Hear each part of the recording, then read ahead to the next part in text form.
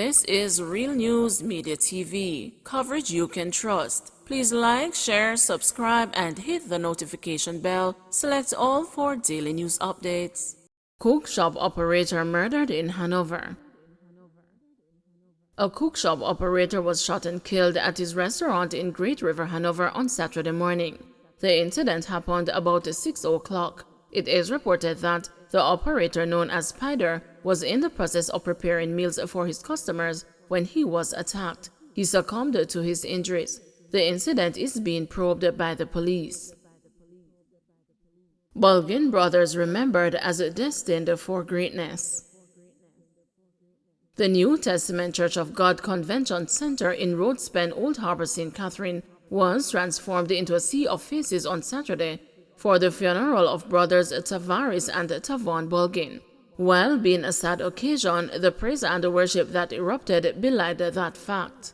Bishop Roel Robinson set the pace for the proceeding when he told the larger throng, "This is not a funeral, it is a Thanksgiving service," as he pointed to Job, who lost all his children and chose to worship instead of mourning. The brothers last month drowned in Martha's Vineyard in the United States. Stating that there is no understanding what happened, Robinson invited the audience to worship and praise God in the midst of loss and bereavement. Bishop Orville Plummer, in giving tribute on behalf of the New Testament Church of God Jamaica, described the brothers as a model of what Jamaican meals should be. Godly, civic-minded, understanding young men, jovial, respectful, law-abiding, purposeful, and destined for greatness.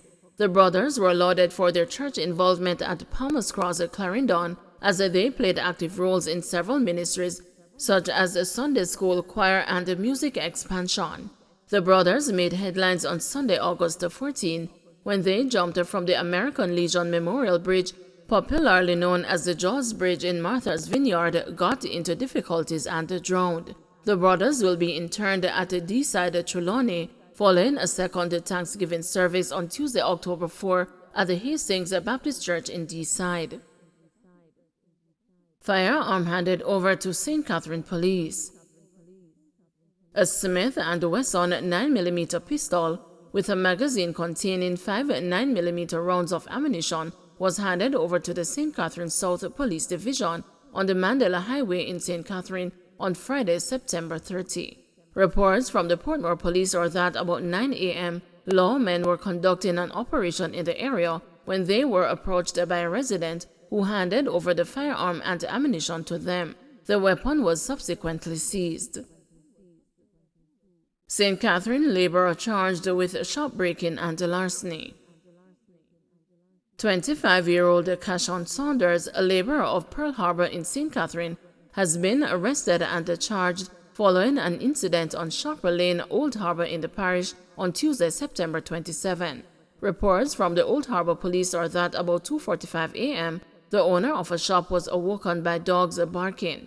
She alerted the police and Saunders was found inside the shop, stealing over $300,000 worth of items, including liquor, cigarettes, and toiletries. He was taken into custody where an interview was conducted, and he was subsequently charged with shop breaking and larceny. His court date is not yet finalized. One man in custody after ammunition seized in St. Catherine. One man was arrested by the St. Catherine South Police in relation to the seizure of one Glock magazine containing 28 9mm rounds of ammunition on Shepstow Road, Waterford, St. Catherine, on Friday, September 30. Reports from the Portmore Police are that about 4 a.m., lawmen were in the area when a premises that was occupied by the suspect was searched. During the search, the ammunition was found under a bed in a room. The ammunition was subsequently seized. He was taken into custody, however, his identity is being withheld pending further investigations. St. Catherine man charged for stealing $100,000 in chicken parts. 69-year-old Rowan Forbes, a security guard of Newlands Road, St. Catherine, has been arrested and charged with shop breaking and larceny following an incident on Newlands Main Road in the parish on Sunday, September 25. Reports from the Portmore Police are that about 8 a.m., the complainant was alerted by his security system that his establishment was being broken into by Forbes. Several bags of chicken parts and a saltfish were stolen from the refrigerator with an estimated value of $100,000. On Friday, September 30, Forbes was taken into custody and is subsequently charged. His court date is being finalized. Man killed at bar in Big Woods, Westmoreland. A farmer of Lennox, Big Woods in Westmoreland was shot dead on Friday night at a bar on the White House Main Road in the parish. Ricardo Jameson, 34, was chased from the bar by two men who shot him several times. An off-duty policeman attempted to repel the attack on Mr. Jameson. The men fled the scene on foot. Mr. Jameson was pronounced dead at hospital. More recommendations for conflict resolution in schools. The stabbing death of Kingston Technical High School student Machen Campbell has sparked fresh recommendations for more conflict resolution to be taught in schools. President of the National Association of Deans of Discipline, Samuel Smalling, is also urging school administrators to use early intervention to respond with minor conflicts before they escalate. Counselors and the teachers held grief counseling sessions at Kingston Technical on Friday following the killing of the student on Thursday. The police are now preparing to lay charges against the 17-year-old attacker. Being on the ground, we are listening. Let me give you an example. A kotai end up in a chair being thrown, hitting another student. I'm just saying, if you are not on the ground, seeing what is happening, and it comes to me very regular that students will report. So we have to encourage our students to report. So they will come to me and say, sir, that girl behaved in a particular way, or that boy. And we have to immediately get both parties together. So the whole thing about restorative justice is very important. Bring the parties together and resolve the conflict before it gets into a place where another life is lost.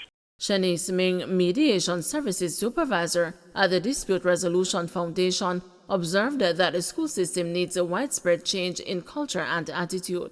She believes that more training is necessary to prevent similar incidents.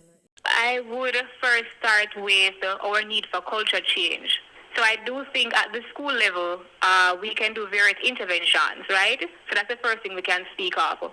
And one of the things that we need, of course, is targeting our audience as well as well-rounded interventions. So for example, here at the DRF, we do have a program. It's called the School Suspension Intervention Program. And it basically was developed for youth between the ages of 10 to 18 to provide them with needed interventions and assist them in equipping them with requisite life skills, especially those effective conflict resolution and anger management. Jamaican man waives right to challenge extradition to USA on drug trafficking charges. A Jamaican businessman who is wanted in the United States for his alleged involvement in a drug trafficking network operating out of Jamaica and America has indicated that he intends to waive his right to an extradition hearing. The disclosure was made in the Kingston and St. Andrew Parish Court on Friday. A prosecutor from the DPP's office told the court that Hugh Fraser, who did not appear in court due to a pending matter in Montego Bay, agreed to surrender to U.S. prosecutors. The matter was subsequently adjourned until October 13. The 60-year-old, who was apprehended in Montego Bay, is wanted for attempting to distribute 5 kilograms or more of cocaine. It is said that a probe by American investigators from January to December last year found that he is part of a drug trafficking network that provided bulk quantities of cocaine to persons in Pennsylvania. Jamaica welcomes Canadian government dropping COVID-19 travel restrictions. Jamaica's tourism ministry has welcomed the Canadian federal government's decision to scrap all COVID-19 travel restrictions, saying it will serve to boost the stopover visitors from the country. Canada is Jamaica's second largest tourist source market. Effective Saturday, the government of Canada has ended COVID-19 border restrictions, including mandatory vaccinations and random on-arrival testing. It has also made the Arrive Can app optional. Delano Seavewright, senior advisor and strategist in the Ministry of Tourism, told the news that he is optimistic that there will now be a significant uptick in arrivals from Canada arising from this decision. Don't forget to like, share, subscribe, and hit the notification bell. Select all for daily news updates.